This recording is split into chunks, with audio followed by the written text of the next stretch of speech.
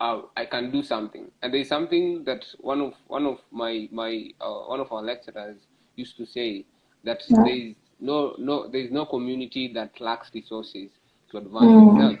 So when I came to my community, I tried to look at different ways and how we can mobilize resources and start something. And that's when now we started the smallest library in Africa, which was our first pilot project. And actually, basically, it was an open air library. We used to open from 5:30 in the evening to 8:30 in the evening, and so we used to have like one table, one reading table, two benches, and we used to have few books actually. But the task that the children in my community showed when in terms of coming to the library, to that little space, really inspired me in terms of there is much you can do. And then from there is when now we looked, other people started coming in and giving out their resources. And 2014, 2021 down the line, we are actually, I'm seated where we currently have our library, and I can just flip side it a bit so that you can see. So this is how our library looks like. So that is one of the shelves that you can see. And if I can turn around just a minute, sorry for that. So those are some of the shelves. Yeah. So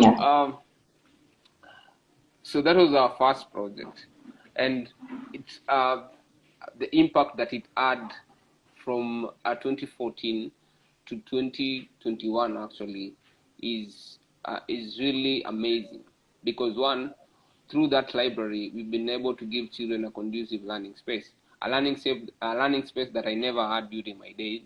Through that library, we've started the e-learning space where children can be able to log into computer, and they can be able to do a research. Through that library, we've been able to ensure that children, when they go to a public school that lack these resources, or a private school that lack these resources, and they're given assignment, they can come to our library and they can have those books and really do the assignment and even do an extra. And all this contributes to the end goal of education, which is to bring about equality in the community. And so for me, the things that really made me to start this initiative is my personal story, my personal background, my challenges, and also the vision and the desire that I wanted to see in my community. Okay, thank you for that prompt explanation. Now at Mshauri, we are focusing on quality education. So my question is, how does your work promote this quality education we are talking about? So one is, for me, quality education for me, one, it is an opportunity for all of us, to invest into the future.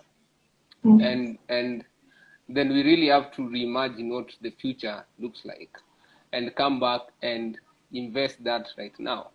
And so that means that then we if you look at maybe in the next 20 years or 10 or 5 and so on and so forth, we where maybe Africa is advancing, because I also have passion in Africa. If you look at the picture, is one, we have the issues of globalization, and Africa, as we don't have an option but to join that bandwagon of globalization.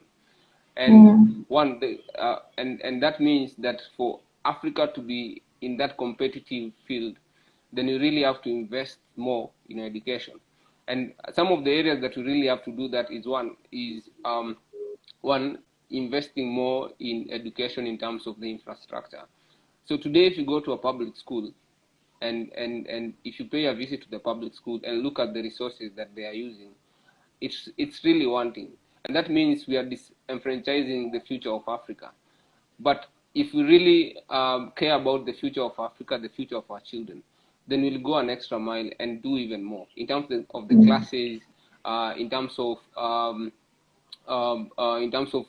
the teacher to or child to teacher ratio. is really wanting.